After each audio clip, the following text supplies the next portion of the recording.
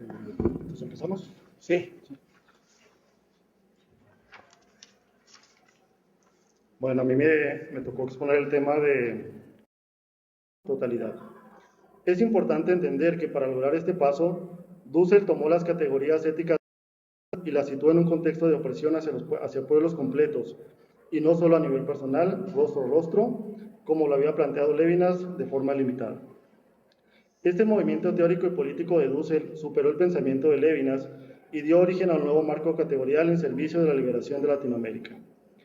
A la periodización de García, nosotros agregaríamos un tercer periodo, cuyo inicio datamos en 1989 con la invitación que Raúl Fornet Betancourt hizo a Appel y a Dussel para establecer un diálogo entre la ética del discurso y la ética de la liberación. Este diálogo fue publicado en México bajo el título de Fundamentación de la Ética y Filosofía de la Liberación. Al diálogo, continuado en 1991 en un seminario de 3 días en la Universidad Autónoma Metropolitana de Iztapalapa, se sumaron varios filósofos y filósofas. Los trabajos de dicho seminario se publicaron bajo el título de Debate en torno a la ética del discurso. Asimismo, las reflexiones, resultados de este debate se pueden apreciar en las últimas obras de Dussel con la aparición de la ética de la liberación y de la globalización y la exclusión. Aquí, me parece, la filosofía de la liberación toma un marcado tono mundial y se pone al servicio de cualquier pueblo oprimido en el mundo. Consideramos que en este periodo Dussel pasa de la filosofía de la conciencia de Husserl, Heidegger, Levinas a Linguistic Turn, Habermas y Appel. Al hacer este giro, Dussel da un uso diferente a la categoría de totalidad. Se aleja de la proximidad, de la madre que le amamanta y le satisfacía sus necesidades. La recién nacida, a quien llamaremos Violeta, al crecer y alejarse, se ve sumergida en un mar de estímulos por los entes que le rodean. Estos entes le son explicados conforme se desarrolla por sus padres, hermanos y hermanas, compañeras y compañeros, etc. Ellos y ellas le explican a Violeta el sentido de las cosas dentro de la cultura donde este ser humano ha nacido. Una cultura es, pues, un mundo donde se desarrolla el mundo cotidiano de cada persona. En ese sentido, hablamos de diferentes mundos, por ejemplo, un mundo latinoamericano, un mundo europeo, un mundo empresarial, etc., donde cada uno de ellos es una totalidad que le da sentido a las cosas, que el ser humano es quien da sentido al cosmos, creando así el mundo. A ellos, Dussel le responderá, hay hechos, cosmos, que son interpretados, mundo. Existen también errores de mala fe, como los del sistema capitalista que pretende hacer pasar su sentido del mundo ética protestante, condiciones desiguales, darwinismo social, etc., como una relación de suya, como si fuese natural, del cosmos. De suyo, no de suya. Oh. De suyo. El mundo dentro del cual se habita es una totalidad en el tiempo, cita. Es una retención del pasado, un emplazamiento del proyecto fundamental futuro y un vivir las posibilidades que penden de dicho futuro. Fin de cita. La filosofía europea ha preferido esta categorización temporal, ha privilegiado el futuro como progreso, como novedad, en una prisa por dejar atrás al pasado. Al hacerlo, caen en una trampa. Se olvidan que tanto el presente como el futuro están en función del pasado. Al olvidarse de este, inevitablemente lo repetirán. En otras palabras, una persona vive el presente en un mundo que ha sido determinado por su pasado y se encamina hacia un futuro que será lo que ya es, repetirá lo mismo.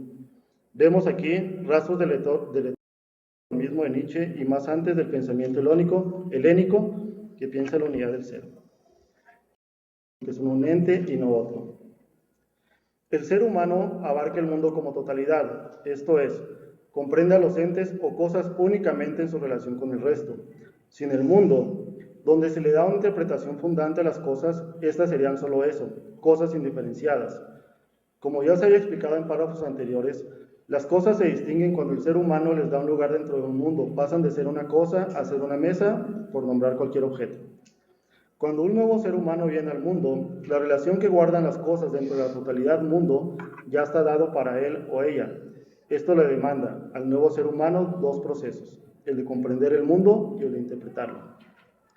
En el primer proceso, el de comprender, tiene que habérselas con el mundo, tiene que comprender el lugar que las cosas ocupan en este orden.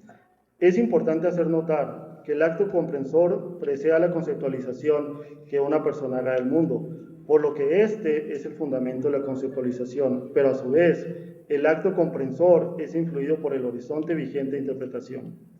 Esto significa que una persona comprende el mundo de su cultura. En el segundo proceso, el de interpretación, el nuevo ser humano se las ve con los entes. Aquí se da cuenta que la cosa en cuanto real es de suyo, en cuanto fenómeno o ente se manifiesta en el mundo. Se da cuenta, pues, que las cosas al estar en el mundo son interpretadas y esta interpretación es la que constituye el sentido. Para finalizar con esta sección, en la ética del discurso, explicada aquí de grosso modo, se da un consenso mediante la participación simétrica de todos los afectados en una comunidad de habla. Mediante este consenso, los miembros se dan un marco normativo que han de seguir, pues a eso se lo prometieron. El consenso se constituye entonces como una totalidad desde donde se define lo que es un acto bueno. Desde esta posición, la de las víctimas, exterioridad, entonces desde un consenso ya establecido, aparecen las víctimas desde la exterioridad, se desarrolla un sentido crítico, el cual se cuestiona el consenso establecido, pues les ha dejado fuera y les oprime. Es este entonces el momento de la ética de la liberación. Desde aquí, la justificación de un acto moralmente bueno no se alcanza solo con el consenso de una comunidad de habla, totalidad, sino que se busca la participación activa de los que quedan fuera de la comunidad y que por ende demandan su inclusión. Esta es una posición más compleja, pues aquí, para considerar un acto moralmente bueno, no solo debe ser consensuado, sino que debe ser verdadero, válido y posible. Y luego, ya, pues no voy a explicar el cuadrito porque sí tomaría demasiado tiempo, pero lo podemos hacer después.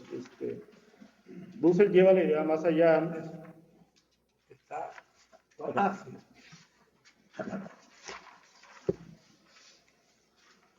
Dussel lleva la idea más allá y argumenta que esta falla no es exclusiva de un sistema en particular. Dado que el ser humano es imperfecto, fluidos del sistema, como Dussel ha mostrado. Y luego ya la última sección es una pequeña problematización. Consideramos que el pensamiento de Dussel se refiere a los límites de un país. Si bien la utilidad de este enfoque no está en duda, nos preguntamos si las categorías de totalidad y exterioridad se pueden y o se deben utilizar en un espectro más amplio, sería uno internacional. Esta duda nos surge del llamado a seguir fomentando la solidaridad internacional por la Asamblea Nacional Popular con sede en Ayotzinapa. Pensamos también en la evidente utilidad que organismos internacionales, tales como la Corte Interamericana de Derechos Humanos, han tenido en la resolución de estos casos en México y en otros países. Ejemplo, solo por citar uno, es la resolución del 3 de abril del 2009, donde se ordenó al Estado mexicano subsanar el daño cometido a las víctimas de feminicidio en el campo algodonero en Ciudad Juárez, por solo citar un ejemplo. Y pues ya, sería todo.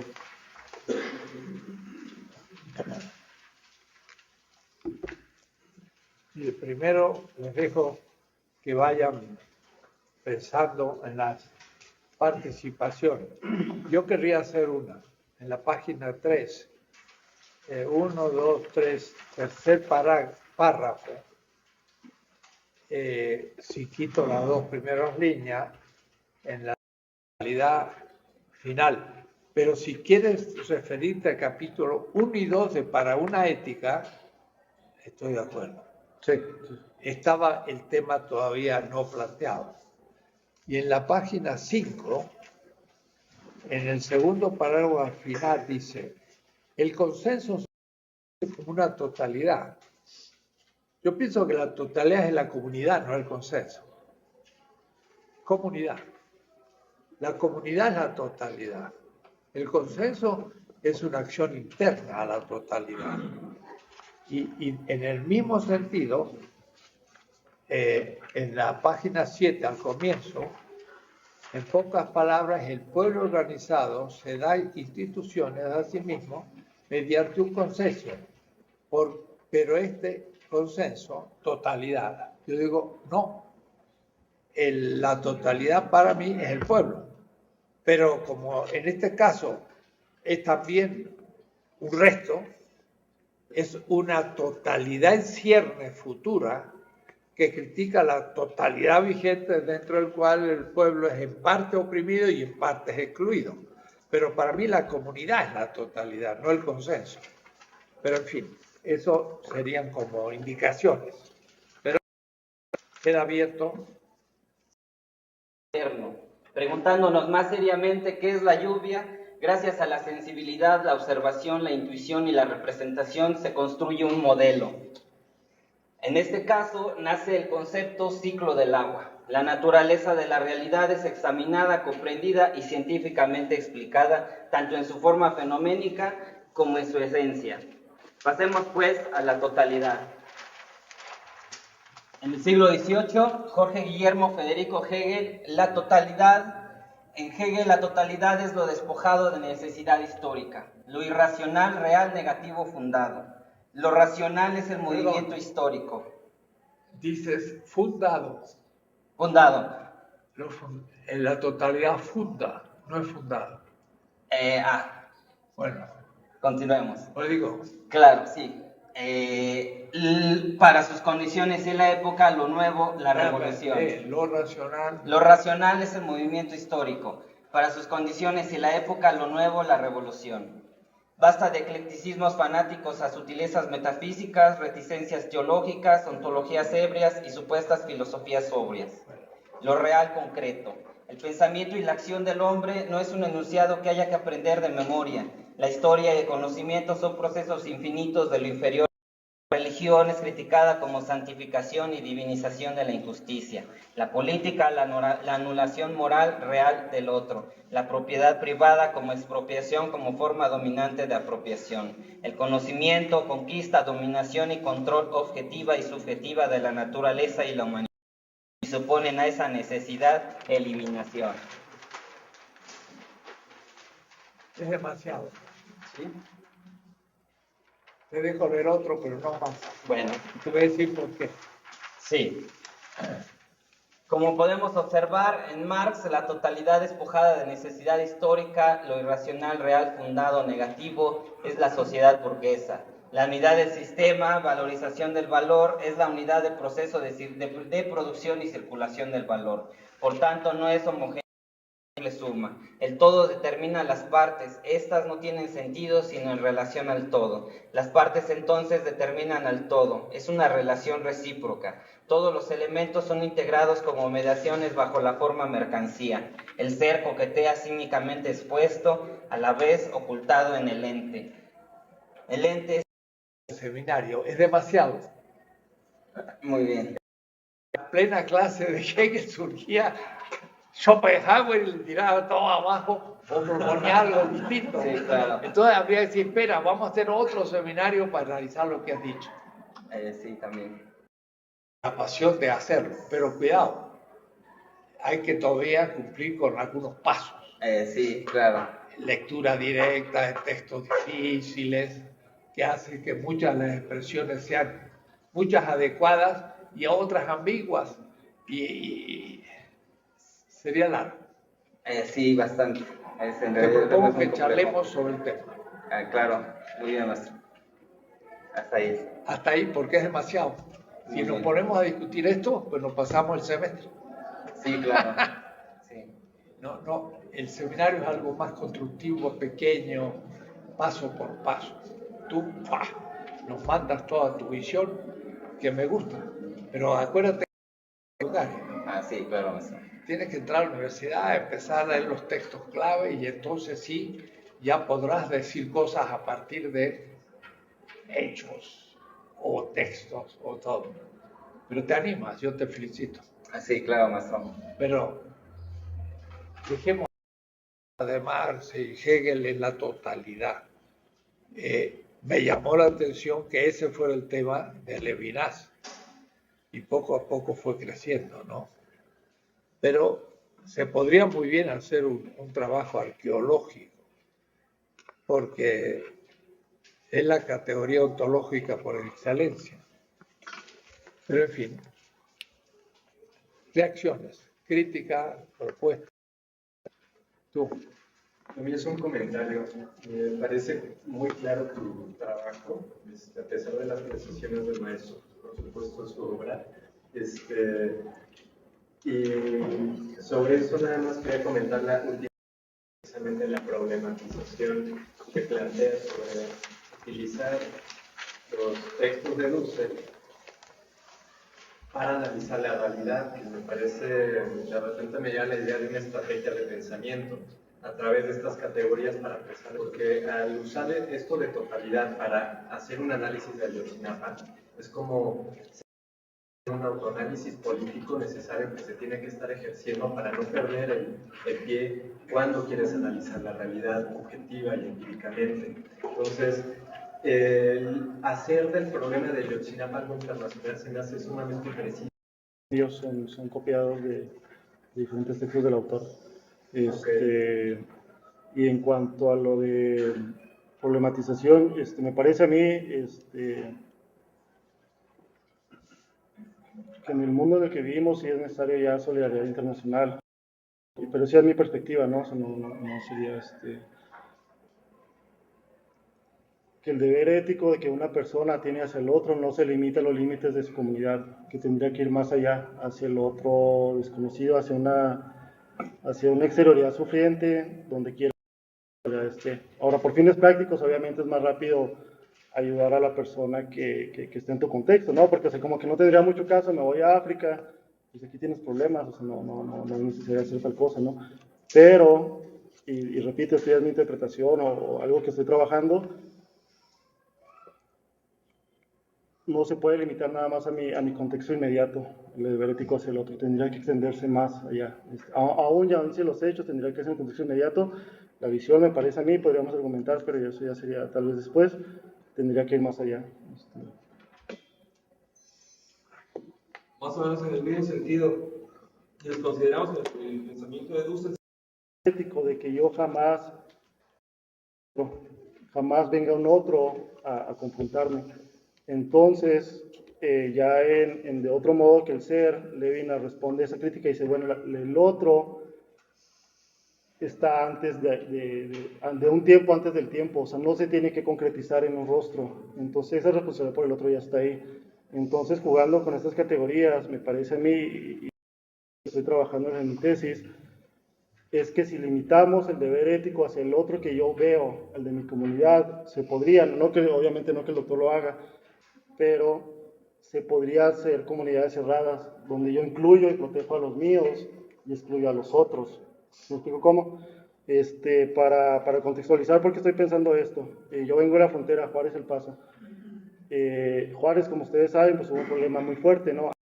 Ya no es tan visible, pero sigue habiendo violencia extrema, ¿no?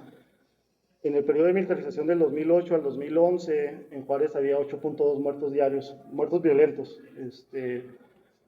Gente del Paso que podría haberse quedado en su casa y decir, yo protejo a mi comunidad, yo protejo a la comunidad chicana, si quieres, mexicoamericana, no lo hizo y acudió al llamado del otro que no conocía, del otro que no estaba en su cara, que no era parte de su comunidad. Y fueron y buscaron la proximidad, o sea, no esperaron a que el otro viniera a tocar a su puerta, sino ellos fueron a buscar esa proximidad. Okay. O en el caso de la raza, o en el caso de los pueblos originarios. No veo. Eso sería creer que la exterioridad tiene una frontera empírica. No veo esa objeción. Pero, en fin. los comentarios.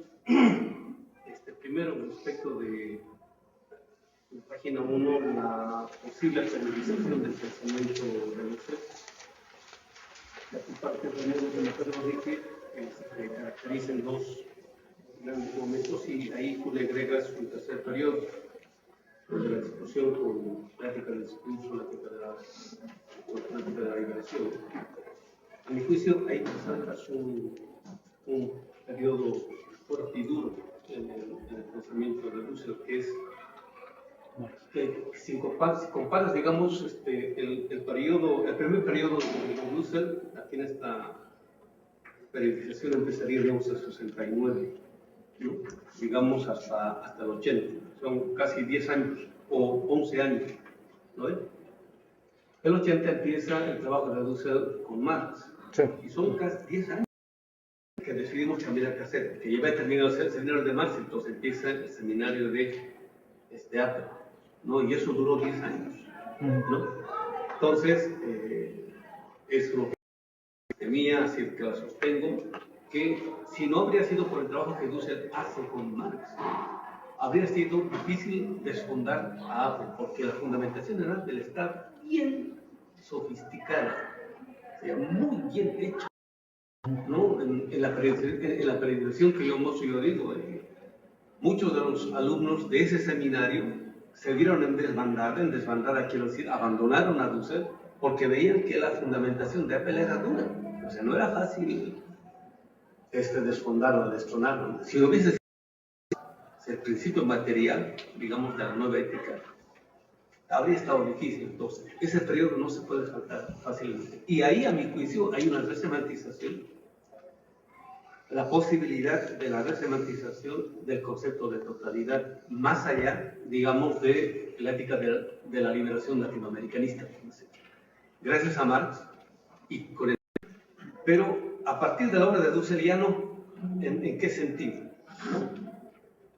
A partir de la ética amarilla, la totalidad ahora, ¿no?, es el horizonte de sentido que le da sentido a este sistema de dominación que es la modernidad. Eso es lo fundamental, ¿no? Entonces ya no es tal o cual tipo de totalidad, sino que es el horizonte de sentido que le da sentido al sistema de dominación que llamamos modernidad. Entonces por eso es que la crítica empieza a ser, bueno, Dussel dice mundial, ¿no? Nosotros decimos ahora sí tiene una fuerte pretensión de universalidad, ¿no? Que ahí no decimos que es universal en sí, ¿no? Porque por lo menos es el pensamiento que surge desde el 80% de la humanidad excluida, ¿no? Cuyo 20% del primer mundo, digamos, no se siente aludido, por decirlo. Entonces, digamos, tiene ahora una fuerte pretensión de universalidad. Entonces, ahora ese, ¿no? Y el fundamento de ese el capital, otra vez Marx, ¿no? Sigue siendo central, ¿no? El fundamento de la modernidad es económico, es el capital. Entonces sigue funcionando Marx ahí, ¿no? Entonces, si no criticamos eso, el uso del concepto de totalidad se relativiza y se convierte en un pensamiento pertinente a este sistema de dominio, que es un poco lo que ha ido sucediendo. Tú aludes más adelante al respecto, tratando de relativizar un poquito los usos del concepto de totalidad. Ahora, es cierto que se puede relativizar. Por decir un ejemplito, ¿no? Vamos a tomar a México como un horizonte de sentido, sea a la totalidad que llamada México, ¿no? Respecto de ella, ¿cuál es su exterioridad? Inmediatamente aparecen los pueblos campesinos, originarios, etc., ¿no? Entonces, sí se puede hacer eso, pero sin olvidar nunca cuál es el fundamento de esta forma de dominio, digamos, llamada México, por decirlo, la oligarquía mexicana, etc. Entonces, es el sistema que surgió hace 500 años. Entonces, esa concreción logra la ética de la migración. Y gracias a eso, ahora estamos, digamos, son cosas. Pero si yo me salgo fuera de la modernidad, a la cosmovisión de los pueblos originarios, no hay cosas. No hay cosas. Aunque no las conozca. ¿No? Entonces, todo aquello que está más allá de la cultura y del mundo, digamos, moderno.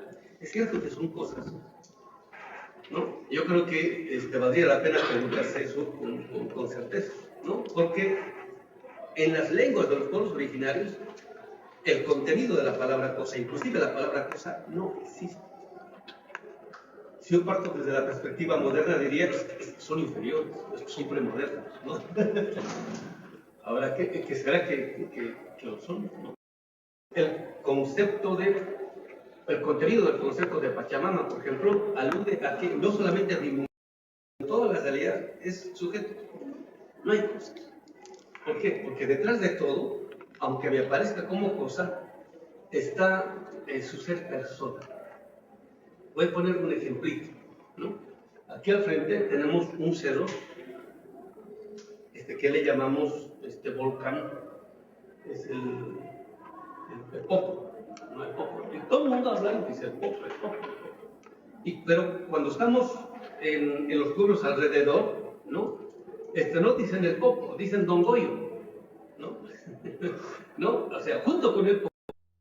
Y ahora llego al otro punto, y aquí está la página 4 y 5. El modo de la redacción de tu texto da la impresión no sé cómo pensarás, ¿no? De que el problema de la totalidad y de la exterioridad se resolvería, por ejemplo, en la página 5, el último párrafo dice: desde esta posición, la de las víctimas, que la de exterioridad, se desarrolla un sentido crítico, el cual se cuestiona el consenso establecido, pues les ha dejado fuera y les oprime. Eso es cierto. Es este entonces el momento de la ética de la liberación. Está bien, hasta ahí. Desde aquí, la justificación de un acto moralmente bueno no se alcanza solo con el consenso de los miembros de una comunidad de habla, la totalidad, sino que se busca la participación activa de los que quedan fuera de la comunidad y que por ende demandan su inclusión. Si pienso a la relación totalidad y exterioridad exactamente en este sentido, estoy al interior de la dialéctica de la modernidad, ¿no? Los de la exterioridad, en última instancia, respetan el horizonte sentido de la totalidad, ¿no? Lo único con lo que están en desacuerdo es que están fuera. Lo que quieren es incluirse, ¿no? Dicen, ¿no? Demandan su inclusión, ¿no es cierto? Sí, pero... Entonces, la discusión con el concepto de totalidad hegeliano y marxista hegeliano, digámoslo, sin la tematización que ha hecho el doctor Dussel, implica que salgamos de la dialéctica de la totalidad hegeliano o marxista hegeliano, o si tú quieres, de la modernidad, porque de lo que se trata no es participar o ser incluido al interior de la totalidad, sino producir otro horizonte de sentido, que es el sentido de lo que es moderno. A nosotros ya no nos interesa más lo moderno. Para nosotros lo moderno es aquello a ser abandonado, superado, esta forma de dominio, ¿no? Hay que construir lo nuevo, radicalmente lo nuevo, ¿no es cierto? Entonces, tenemos que redimir al pasado y traerlo al presente, de tal modo que quienes han luchado por la liberación de nuestros pueblos desde hace 500 años tienen que estar aquí, en nuestro presente, tienen que ser actualidad existencial en nuestra subjetividad. Solo así podemos darle el golpe de timón al sentido del presente que impone la modernidad, en el sentido que se llama Benjamin. Entonces apuntaríamos en otro sentido. Ahora, este otro sentido es un poco también pensando en el mito mosaico, ¿no? De la salida de Egipto. Salida, ¿no? Y un poco ha predeterminado el horizonte de, digamos, de las emancipaciones en la modernidad, ¿no? Hacia lo nuevo. Es un poco lo que dice, ¿cómo se llama? Negri, ¿no? En su Commonwealth, dice, no, la diferencia entre, ¿cómo se llama?, la emancipación y la liberación, que la liberación es lo completamente nuevo, y las cosas sigue siendo moderno, no ha entendido la liberación. Porque, ¿qué plantean los? No plantean la salida hacia lo nuevo, completamente nuevo, plantean el retorno. El retorno a la forma de vida que era de ellos antes de que llegaran los... Viene. La lucha de los excluidos sería... Porque finalmente si eres excluido vas a ser discriminado, ¿no? O sea, va a haber acciones negativas hacia ti, o sea, no nada más es que no te incluyan, o sea, va a haber discriminación, a lo mejor no acceso a la educación, no acceso al derecho a tu cultura, etcétera, etcétera, etcétera.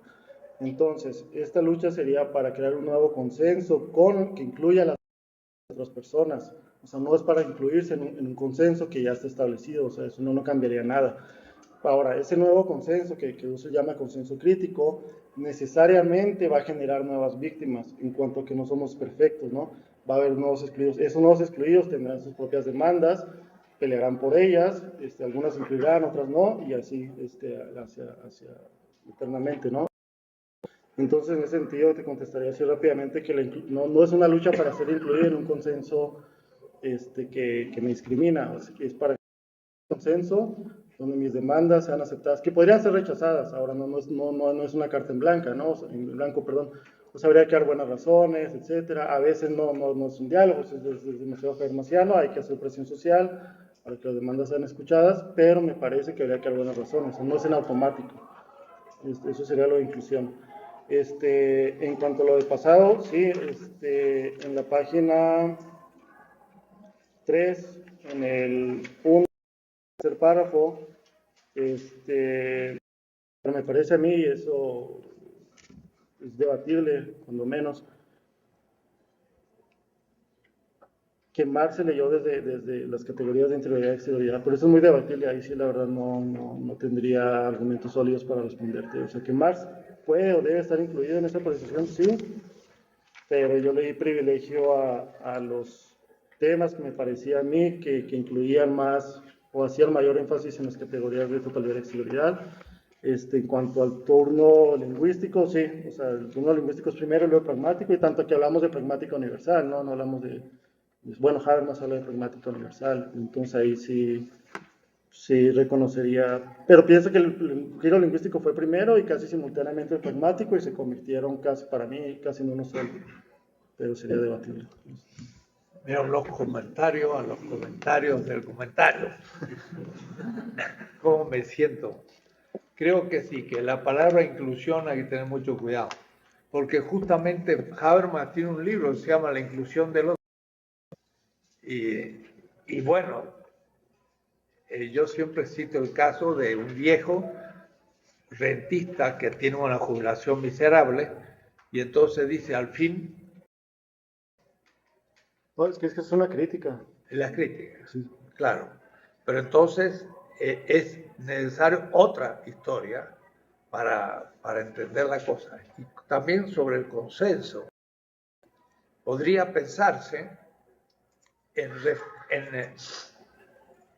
reformular el consenso dominante. Pero la verdad es que los oprimidos tienen otro consenso. Y son dos consensos que se afrontan cuando llegan los momentos clave de la historia. Entonces, pensar que hay una reforma del consenso, y bueno, eso sería justo la reforma, y no sería el cambio. Hay que pensar eso. Los oprimidos empiezan a tener una visión total distinta a los opresores. Entonces, no es que el consenso se desarrolle, sino que hay una confrontación de dos consensos distintos y uno va a entrar en crisis y hasta va a desaparecer. El medieval de la historia desapareció. La burguesía llevó por delante como consenso diferente. Claro, hay una cierta continuidad que habría que ver en qué es analógico la cuestión. No es una ruptura equivocista, todo de nuevo. Un obrero, y entonces ahí se está la categoría totalidad sin caer, por ejemplo, en una delimitación o reducirla solamente a un país o incluso un estado, que un estado no necesariamente tiene que ser un país, por ejemplo, ¿no? O cuando hablamos de pueblo, por ejemplo, que no está delimitado en un país, ¿no? Podemos hablar de un pueblo mundial, ¿no? De la gente que está resistiendo en todos los lugares del mundo ante el capitalismo, ¿no? Entonces pienso que esto de totalidad no se va a reducir a un país y me sorprende porque yo no lo he leído en la obra de Dussel, no he leído que él lo mencione así, la totalidad se reduce a un país. Podríamos utilizarlo categorialmente como un instrumento para delimitar y de ahí a partir de hacer un análisis, pero yo creo que las categorías, todas las 6 categorías que va a utilizar siempre van a estar más allá de, como decía el profesor, de una delimitación empírica, ¿no? De atrás para adelante. Y lo otro, que también comparto un poco lo que decía Juan José, que mucho dijo Juan José, es de que sí, efectivamente, la periodización hace falta una parte que ya hizo también Raúl Fortet Betancourt en el libro de Transformación del Marxismo, Historia del Marxismo en América Latina, y ahí él sí va a poner la delimitación de que hay un periodo que es del 70. Muy bien, el otro me interpela. Ahora hay que construirle otra totalidad. Dice que tiene hambre, hay que producir pan. Pero cuando voy a Levinas no encuentro nada acerca del tema. Entonces, 2 o 3 meses después, terminar de leer Totalidad Infinito al comienzo, yo digo ya, no, Levinas se quedó. Pero no era más la solución, era Sartre. Era de una totalidad a otra. Entonces, eso sí, se pasa por acá. El segundo tomo de la ética del 72 que yo estoy escribiendo es ¿cómo se pasa la totalidad fetichizada a la nueva totalidad que hay que construir? Pero es la patria liberada, pero todavía como liberada y bastante optimista y sin contradicciones y por ahora sin ambigüedad, porque me permite salir de la primera totalidad. Entonces la tierra prometida hay que construirla. Todavía no veo que hay que destruir Jericó, que hay que limpiar la tierra y que hay que terminar con los cananeos. Eso no lo imagino al comienzo, porque estoy descubriendo la nueva totalidad mayor de la anterior. No lo veo como ruptura. Y hoy lo mostré.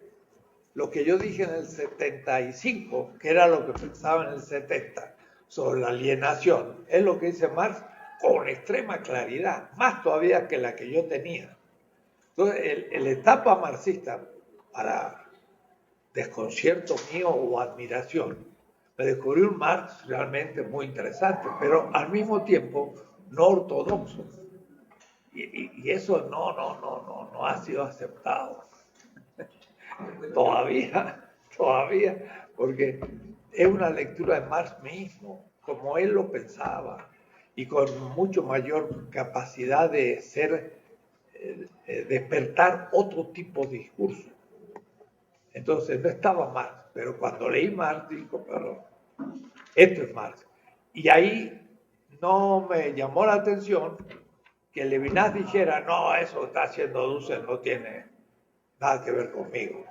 Como diciendo, está trabajando más en la causa, porque él, Marx, tenía un poco de miedo y no quería que se le confundiera al llegar. ¿Quién es Hidalgo? Y todos se mataron de risa. Y después me dice, mira papá, se reyeron de que no sabía quién era Hidalgo, pero si yo les nombraba a San Martín, tampoco sabía quién era. Es lo mismo el San Martín en Argentina que el Hidalgo en México. Todo es San Martín allá, ¿no? Pero eran los críticos los que llamaban la atención. Y un poco con el comentario que hizo Juan José, de pronto como experiencia, yo leía la ética, por ejemplo, la amarilla, y a veces incluso las tres primeras categorías, ¿no? de la categoría totalidad, y cómo a veces me desesperaba, ¿no? Porque decía, pero ¿por qué es necesario esto? Pero claro, hay que presuponer eso primero para después poderlo criticar. Entonces cuando se plantea la idea, por ejemplo, de cosa, a final de cuentas se tiene que plantear sin negar la perspectiva, sin presuponer eso para poderlo criticar, si no, no habría crítica. Entonces yo pienso que es necesario de pronto utilizar ese tipo de concepciones, incluso estamos hablando en español, estamos utilizando un montón de palabras que son necesarias entenderlas para poderlas criticar. Hay que entender ciertos marcos, presuponer esos marcos. A mí me daba mucho... Sí, pues todo lo supone, pero lo que pasa es que no hay que suponerlo porque no hay ninguna claridad crítica. Entonces hay que tomar, a veces dedicar más tiempo a ver lo que voy a criticar que la crítica misma. Y si se sabe bien que voy a criticar, ya se entiende. Entonces, Ricoeur se mandó todo un texto sobre Freud, extraordinario. Pero fue como una disciplina de exponer lo que él iba a criticar, ¿no? Y eso me enseñó que hay que enseñar qué es lo que vamos a criticar primero. Y hay gente que pierde la paciencia y no pasa al cuarto capítulo de la ética. Y entonces lo único que lo tiene que pasar a la segunda parte es cuando divide el curso en dos y tienen ética 2, entonces ahí tienen que sufrir, pero ahí empieza la cosa interesante y toda la gente se entusiasma y se aburría en la primera, que habría que estarle dando chile para que entendieran, ¿no? Pero veo el efecto que da. Es como cuando leíamos de vez en cuando 3 o 4 seminarios sobre Marx, la lógica de Hegel. Y ahí entonces la gente decía, de una exterioridad, ¿no? En este caso, el efecto. Claro, exactamente, efecto, ¿no? Entonces, en Levinas no existe eso, ¿no? La totalidad está dada y en ella aparece un otro que puede, donde está la posibilidad de quebrar la totalidad, ¿no? Pero sin embargo, en Marx es totalmente diferente esa totalidad, porque es curioso que este pobre crea el capital desde la nada, plantea una nueva comprensión de la totalidad, poco distinta a la de Levinas. Porque con lo de Marx, con lo que usted ha dicho de Marx, uno podría pensar que lo primero no es la totalidad, que está dada de hecho una totalidad, pero si esa totalidad tiene la prehistoria de la exterioridad, y en Levinas no está del todo claro eso. Se descubre un momento de la ética que él dirá es anterior a la ontología, ¿no? Pero obviamente es un descubrimiento que viene posterior a la irrupción del otro o a la interpelación del otro. Pero en Marx la cosa no es tanto así. O sea, él descubre en el análisis él ponía como sujeto al indígena. Si bien el indígena ya no quiere ser incluido, sino que quiere realizar su proyecto independientemente a la totalidad, me parecía un punto problemático, ¿no? Porque si bien estoy de acuerdo en que no se trata de inclusión, sino de liberación, sí, de alguna manera la liberación supone establecer una relación, digamos en palabras un poco sencillas, una lucha con la totalidad, ¿no? No sería, o sería problemático para mí pensar en un proyecto de liberación que no pudiera comenzar sin establecer una lucha con la totalidad, ¿no? Un poco por lo que ha dicho Juan José de que por ejemplo, el indígena ya no parte más de la referencia de la totalidad, ¿no? Sino hacia su propio núcleo cultural, ¿no? Pero yo creo que ahí es problemático, porque si no hay una relación, o no en términos de inclusión, sino de siempre establecer una batalla con la totalidad. Analogía de nuevo. En la totalidad futura no es totalmente otra, sino es analógicamente distinta, pero tiene semejanza. Tiene una gran semejanza. Que esta ya no va a tener capacidad de sobrevivencia porque, si me permite una metáfora, le ha subsumido lo mejor que tenía.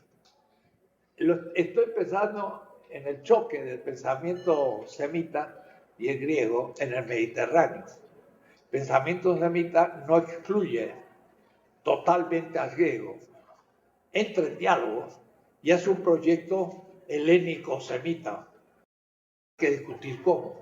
Pero en el fondo tanto queda lo helénico sobreviviente que hasta se puede retornar a él como totalidad. Es el helenocentrismo de un cierto proyecto de modernidad todavía helénica. De nosotros podemos criticar el helenocentrismo de la cultura e ir a otra manera en que sea mucho más universal y haya un pluriverso. El fundamentalismo tiende a no dialogar con la modernidad, pero va a tener que dialogar. ¿Por qué? Y porque no va a poder evitar a nivel desde la comunidad, no del individuo, pero el individuo redefinido desde la comunidad, pero no se pierde también logros de la modernidad, que no es una evolución de la modernidad, sino otra edad distinta, porque hay una sustancia que lo va a redefinir desde la base. Sí. Que me parece muy buena la observación de aquí de nuestro amigo, lo cual nos permite aclarar de mejor modo el cómo es que podemos la totalidad europeo moderno occidental. Y aquí es un poco donde, digamos, se podría aclarar de mejor modo el contenido del concepto de totalidad en Levinas y en Dussel. ¿Por qué no son categorías espaciales? ¿No? Sino, digamos, son formas de la existencia. ¿No? En el sentido, digamos, heideggeriano. Entonces, en la perspectiva de Dussel, lo que nosotros sostendríamos cuando nos referíamos al contenido del concepto de totalidad es que la totalidad ha fundado históricamente un horizonte de sentido cuyo norte fundamental es ¿no? Entonces, ¿qué es aquello que pasa con la crítica que surge desde la exterioridad de la totalidad en cuanto a concepto, no en sentido espacial. ¿Por qué? Porque estamos dentro del sentido de que creemos en la totalidad. Eso es un poco lo que dice Dussel. También digo yo, así como testimonio, en el sentido de que yo también empecé siendo moderno. A mí también me modernizaron, yo creí en la modernidad. ¿No? Estaba dentro, pues, no estaba como exterioridad. Y de pronto me descubro como exterioridad, pero estoy dentro. Pero es una exterioridad, en el sentido de Hinkelhammer, es una exterioridad interior, ¿no? ¿Sí? Porque por un lado estoy fuera, pero por otro lado, esa forma de estar fuera está dentro mío, o sea, son, digamos, formas de la existencia. Entonces, empezamos a cuestionar el fundamento que sostiene la legitimidad hegemónica de la totalidad como sistema de dominio. Esto es, empezamos a dejar de creer en los grandes mitos de la modernidad. Cuando empezamos a dejar de creer en los grandes mitos de la modernidad, empiezan a perder su poder, ¿no? Porque la conocemos por dentro. Seduce la vía larga, Hay que tener mucha, pero mucha paciencia como para poder descubrir el argumento sutil, las sutilezas con las cuales la modernidad ha construido su discurso. Con eso encandilado. Y nos han refutado así, a cada momento que nos ninguneaban, nos chamaqueaban, porque no conocíamos su argumentación. Pero cuando hemos dado, yo he visto el diálogo de 10 años con Habermas Appel. Al final, Habermas ahora es el gran chamaqueado. A cada momento lo estamos chamaqueando.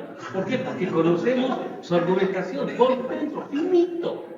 Y por eso podemos describir lógicamente, paso por paso, cómo se hace el pasaje del giro lingüístico al giro pragmático y cómo es que se puede salir. Lógicamente, así lo podemos describir de detalles. Y cuando hacemos eso, se quedan con la boca abierta. ¿Por qué? Porque no solamente estamos entendiendo lo que ellos han producido, sino que estamos mostrando el más allá de todo eso. Esa es la salida. Por eso dice Dussel, es imposible. Sin diálogo quiere decir, tomamos en serio a nuestro interlocutor, su argumentación. Lo hemos tomado en serio. Que nos hemos dado de trabajarlo sistemática y rigurosamente. Y por eso podemos mostrar las contradicciones. De ese consenso, la base de la política como legitimidad y de la base de la legalidad, pero de pronto Evo Morales dice, eso es el poder obediencial, y eso viene de la experiencia indígena, que se formula desde Appel y Habermas, pero que cambia de sentido, porque es la obediencia del representante al consenso del pueblo como comunidad. Es decir, aprendimos de Appel y Habermas la filosofía contemporánea pragmáticamente, con precisión, qué significaba consenso. Pero partiendo de la experiencia empírica de ese consenso en un pueblo, llegamos a una definición que nunca han soñado Appel y Habermas, que el poder contra Max Weber es poder obediencial. Esto ya es un fruto ahí. Ya es un diálogo con el pensamiento moderno, pero de una experiencia indígena que propone una nueva teoría. Así es como surge la nueva